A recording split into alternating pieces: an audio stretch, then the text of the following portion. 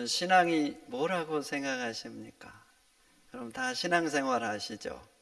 신앙이 무엇일까요? 신앙은 오직 하나님 말씀 따라 살아가는 것입니다.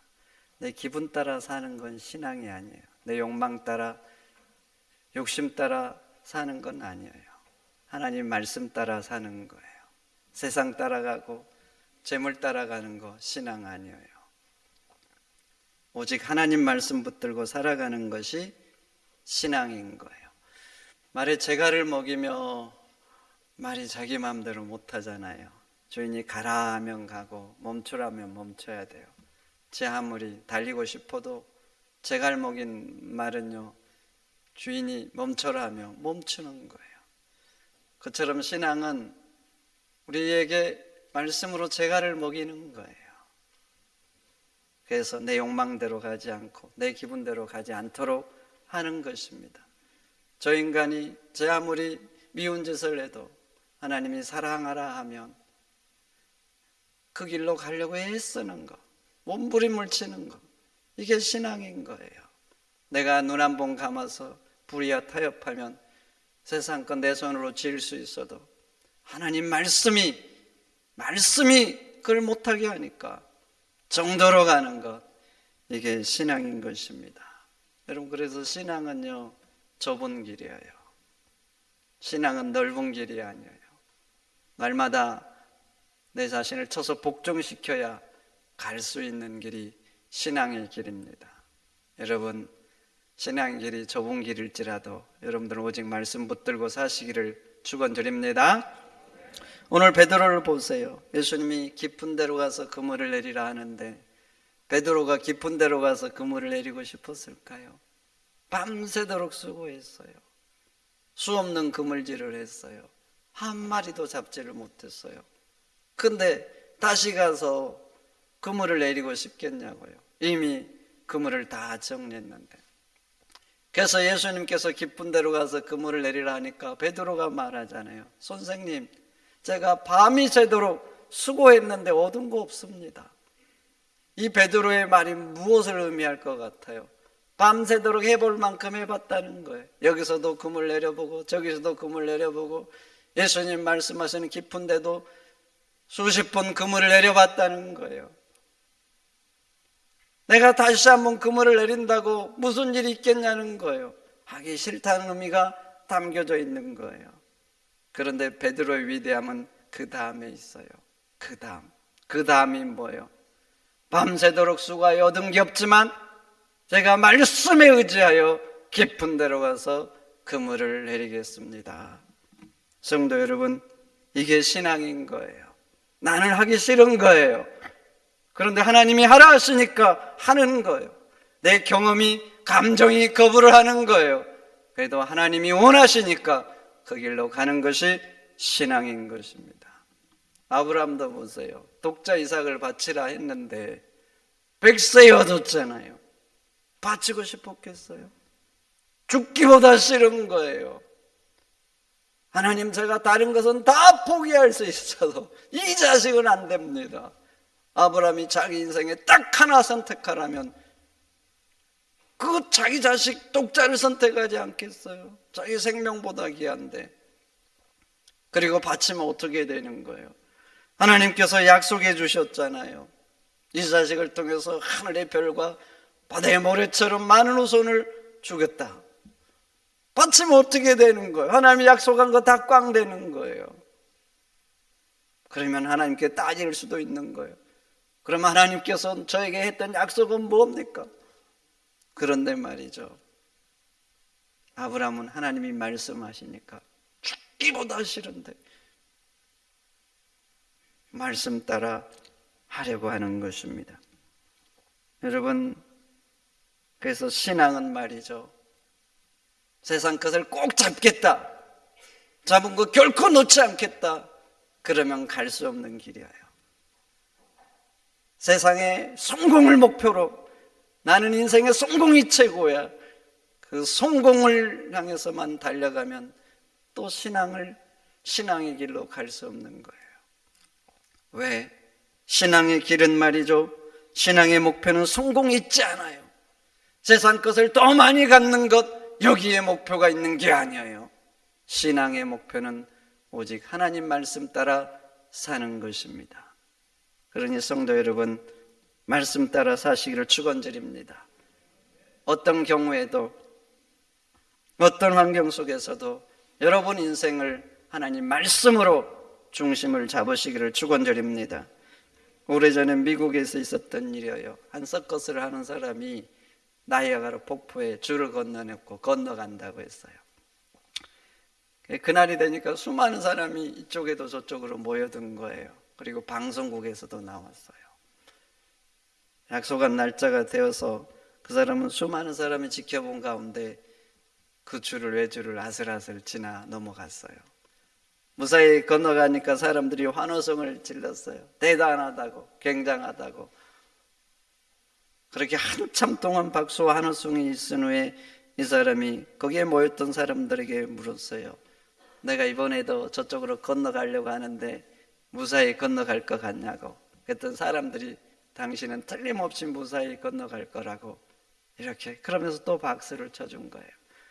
그러니까 그 서커스를 하는 사람이 다시 말했어요.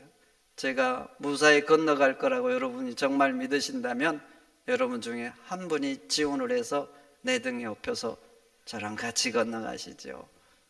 그랬더니 사람들이 아무도 지원을 안 하는 거예요. 믿는다고 했는데 내가 건너가야 되니까 두려워서 지원을 안 하는 거예요. 그때 한 소년이 지원을 했어요. 그 소년이 누군가? 바로 자기 아들인 거예요. 그래서 이 사람이 자기 아들을 업고 이제 줄을 건너가려고 하는 거예요. 그런데 아버지가 자기 등에 업힌 아들에게 신신당부한 게 있어요. 너가 중심을 잡지 말라는 거예요. 건너다 보면 위험한 순간이 있다는 거예요. 너가 보기에 이쪽으로 넘어지려고 하고 저쪽으로 넘어지려고 해도 너는 절대로 중심을 잡지 말라는 거예요. 중심은 아빠가 잡겠다는 거예요. 너는 나를 믿고 등에 매달려만 있으면 된다는 것입니다. 그렇게 해서 그 아들을 업고 무사히 줄을 건너갔어요. 여러분, 그런데 우리 인생도 마찬가지예요. 살다 보면 인생에 위기들이 있잖아요. 세상에 바람이 막 불어오고 그럼 내 인생이 흔들흔들 거리는 거예요. 이리 넘어질 것 같고 저리 넘어질 것 같고. 여러분, 인생에 위기가 올 때, 흔들거릴 때 여러분 인생의 중심을 무엇으로 잡아야 될까요? 하나님 말씀인 줄 믿습니다. 세상의 성공이 여러분 인생의 중심을 잡아서는 안 되는 거예요. 세상의 물질이, 명예가, 높은 자리가 여러분들 인생의 중심을 잡으면 안 되는 거예요. 신앙인의 중심은 어떤 환경과 상황 속에서도 오직 하나님 말씀이 우리 인생의 중심이 돼야 되는 것입니다. 그러니 성도 여러분, 여러분들이 신앙인으로 사시니까 인생 살아가면서 어떤 위기의 순간에서도 오직 하나님 말씀 따라 사시기를 축원드립니다. 축원드립니다. 두 번째, 신앙은 내 이웃을 내 몸처럼 사랑하는 거예요. 신앙은 이웃을 나처럼 생각하면서 사는 거, 이게 신앙이에요. 여러분, 영어 배울 때 1인칭, 2인칭, 3인칭 배우죠. 1인칭은 누굽니까? 내가 1인칭이죠. 2인칭은 너가 2인칭이고 3인칭은 그들이 3인칭인 거예요. 여러분, 왜 내가 1인칭일까요? 내가 중요하다는 거예요. 내가 인생에서 내가 가장 중요한 거예요. 그래서 사람들은 1인칭을 너도 그도 아닌 나로 삼고 살아가는 거예요. 그래서 세상 사람들 봐보세요. 무얼 하든 다 자기를 위해서 해요. 여러분, 직장 생활하는데 누구를 위해서 합니까? 나와 내 가족을 위해서 하죠. 1인칭으로 나를 삼고 살아가는 사람들은요, 가족이라는 이 범위밖기를 넘어간다는 게 너무나 힘들어요. 나와 내 가족 중심에 있는 거예요. 직장 생활 누구를 위해서 해요? 저를 위해서 합니까? 이웃을 위해서 합니까? 아니잖아요. 나를 위해서 하는 거예요. 자식들 공부시킬 때 누구를 위해서 시킵니까?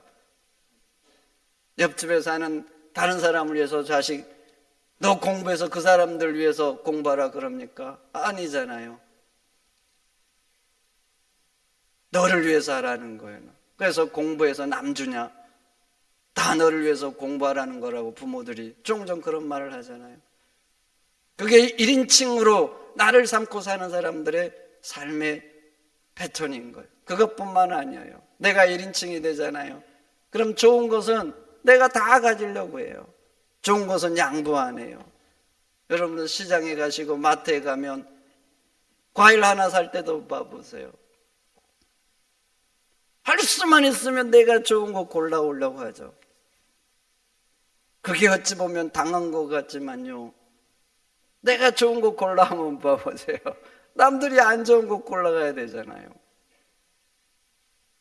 힘있고 능력 있는 거 봐보세요. 악착같이 나한테 끌어당깁니다. 나는 이미 풍성해요.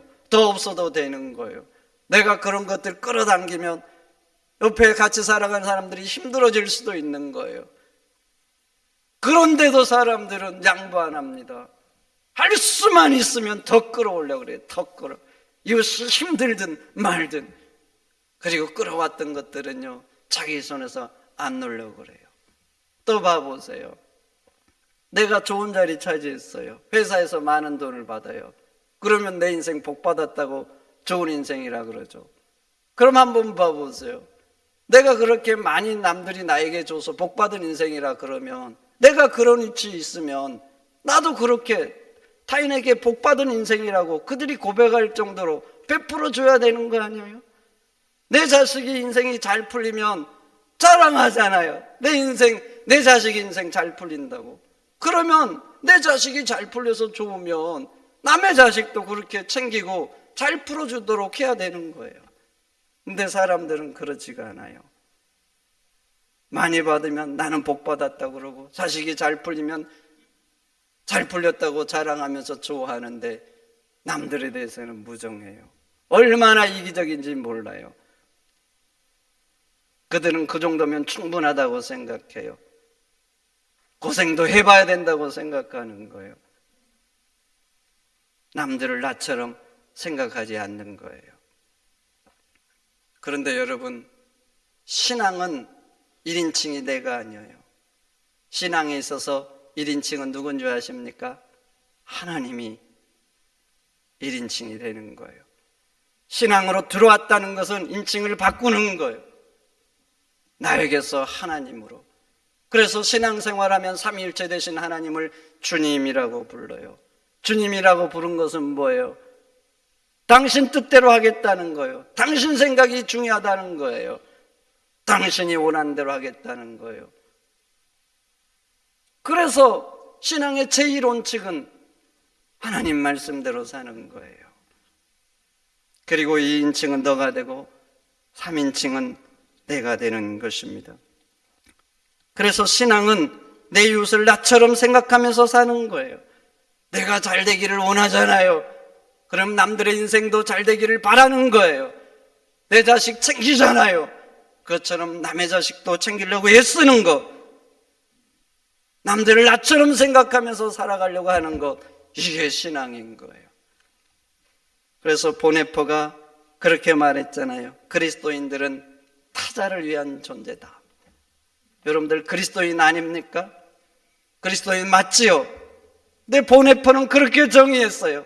그리스도인은 나를 위한 존재가 아니라 남들을 위해서 사는 존재다. 성도 여러분, 신앙의 연륜이 더해갈수록, 예배할수록, 기도할수록, 말씀 볼수록 이웃을 나처럼 생각하면서 사시기를 축원드립니다. 일을 해도 나와 내 가족만 내가 축복의 통로가 된 게 아니라 이웃들에게도 내가 축복의 통로가 되는 이런 삶, 이런 삶을 사시기를 축원드립니다. 신앙생활을 하는데 여전히 나만 위해서 산다. 이웃은 보이지 않는다. 이웃의 아픔이 내 마음에 새겨지지 않는다. 10년이 되고 20년 됐는데 아무 느낌이 없다. 뭔가 잘못된 거예요. 지금 뭔가 잘못된 거예요. 진짜 신앙이 아닌 거예요. 나이 많은 목수가 이제 목수를 은퇴하고 싶었어요. 그래서 자신의 고용주에게 이제 일을 그만두고 싶다고 했어요. 남은 인생은 이제 가족들과 함께 보내고 싶다고. 고용주는 아쉬웠어요. 이 목수가 일을 너무 잘하고, 그래서 좀 더 이제 일을 해달라고 부탁을 했는데 이 목수는 마음을 이미 굳힌 거예요. 그래서 그만둬야 되겠다고 한 거예요. 고용주가 마지막으로 부탁이 있다고 했어요. 이제 그만둔다고 하셨으니까 그만두시는데 마지막으로 집 한 채만 지어주세요. 이렇게 한 거예요. 그러니까 목수가 그러겠다고 했어요. 그러니까 이제 고용주가 말을 했어요. 집을 지을 때 돈 아끼지 말고 가장 좋은 재료, 그리고 더 기술자들 더 많이 동원해서 최고의 집을 지으시라고 이렇게 부탁을 한 거예요. 그래서 이제 목수가 그러겠다고 했는데 목수의 마음은 이미 떠난 거예요. 떠난 거. 그래서 집을 짓는데 대충 지은 거예요. 이제 뭐 그만두는데 뭐 고용도 눈치 볼 것도 없고 뭐 이 집 짓는다고 내 것이 되는 것도 아니고, 그래서 빨리 그냥 집을 대충 짓고 빨리 짓고 끝나고 싶은 마음만 간절한 거예요. 그래서 그렇게 해서 집을 완성을 시켰어요. 고용주에게 갔습니다. 제가 집을 다 지었습니다. 그랬더니 고용주가 놀라운 말을 한 거예요. 당신이 마지막으로 지었던 그 집은 제가 당신에게 주는 선물입니다. 그동안 나를 위해서 오랫동안 수고해서 고마워서 제가 당신에게 주는 선물입니다. 그 말을 듣고 목수가 충격을 받은 거예요. 아니, 이 집이 내 집이라고, 내 집이라고. 그럴 줄 알았으면 고용주가 말한 것처럼 정말 가장 좋은 재료들을 가지고 100년이 지나도 끄떡없는 그런 집을 지을 걸. 아니, 이 집이 내 집이라고. 그리고 후회했다는 이야기가 있어요. 여러분, 신앙은 말이죠, 내 집을 짓는 것처럼 남의 집을 지어주는 거예요. 우리가 우리 인생의 집을 얼마나 잘 지으려고 해요. 그것처럼 남신의 인생의 집도 잘 지어지도록 최선을 다해서 도와주고 힘쓰는 것, 이게 신앙인 거예요. 남들이 보든 안 보든 하나님의 불꽃 같은 눈동자를 의식하면서 성실하게 사는 것, 이게 바로 신앙인 것입니다. 로마 시대의 로마인들은 그리스도인들을 제3의 인간이라고 했어요. 제1의 인간은 자신들이고 제2의 인간은 유대인이고 3의 인간은 그리스도인이라는 거예요. 로마인들이 생각하기에 자기들은 정상인 거예요. 근데 유대인들은 어쩐지 좀 이상해요. 뭐 일요일 되면 뭐 자기들끼리 모여서 뭐 하고, 또 음식을 먹을 때도 뭐 이게 부정 안에 안 먹고 그냥 안에 뭐 먹네 못 먹네 안 먹고 뭐 이렇게 사는 거예요. 그러니까 로마인들 입장 보면 유대인들이 뭔가 좀 이상한 거예요, 쟤들은. 그래서 그들은 제2인간이라 이렇게 말한 거예요. 그런데 그리스도인들을 보니까 얘들은 더 이상한 거예요. 더 이상한 거. 로마 시대 사람들은 얼마나 타락이 극심했어요. 수없는 전쟁과, 전쟁에서 돌아오면 군인들이 이렇게 그 막 스트레스 여러 가지를 풀기 위해서 굉장히 음란했어요. 그래서 폼페이우스가 그래서 생겨난 그 도시 중에 하나예요. 그렇게 음란하게 막 문란하게 사는데 그리스도인들은 철저하게 도덕적으로 살고 윤리적으로 살고, 또 자기만을 위해서 살지 않고 가난한 사람들과 자기의 것들을 나누면서 이렇게 형제처럼 자매처럼 살아가는 거예요. 그러니까 애들은 보면 너무나 이상하고 자기하고 다른 거예요.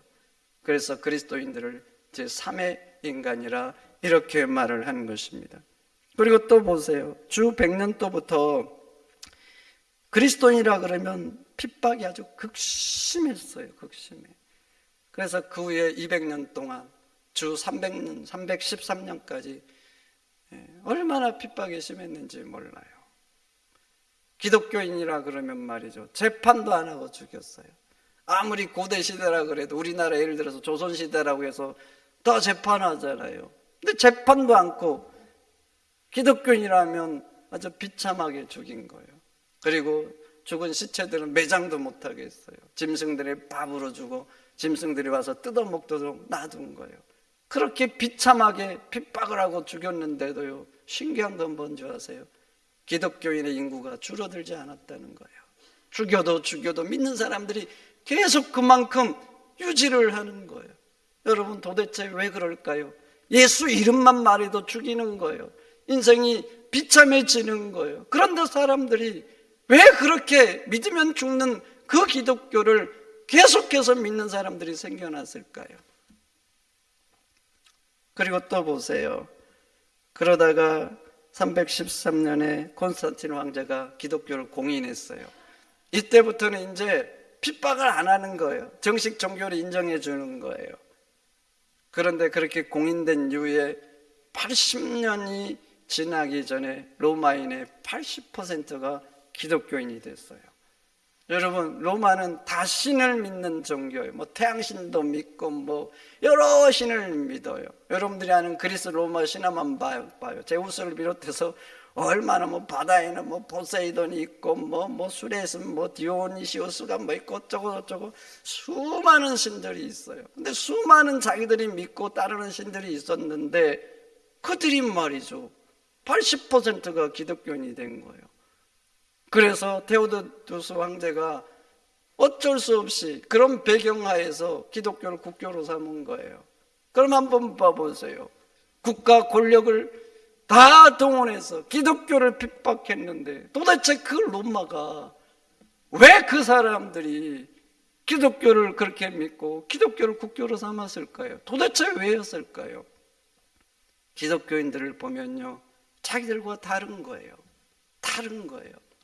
자기들은 자기만 위해서 살아요. 세상의 쾌락과 향락을 누리면서 살아가는 거예요. 그런데 기독교인들은 순결하고 거룩하고 그리고 남들을 나처럼 생각하면서 살아가는 거예요. 그것을 보면서 다르다고 생각한 거예요. 그래서 기독교인들을 제3의 인간이라 그렇게 말을 하는 것입니다. 여러분, 그래요. 그리스도인이 된다는 것은 나만을 위해서 살지를 않아요. 타자를 위한 존재가 되려고 애쓰는 거예요. 함께 사는 사람들을 나처럼 생각하고 내 자식을 챙기는 것처럼 남의 자식도 챙기면서 살려고 하는 것, 이게 신앙인 것입니다. 그러니 성도 여러분, 신앙의 연륜이 더해갈수록 타자를 위한 존재가 되시기를 축원드립니다. 그렇게 이웃을 나처럼 생각하면서 살아간다면 여러분들의 삶 속에서 그리스도의 진한 향기가 나타날 줄 믿습니다. 타자를 위한 삶, 이게 신앙입니다. 그런 신앙인이 되시기를 주의 이름으로 축원드립니다. 축원드립니다. 하나님 감사합니다.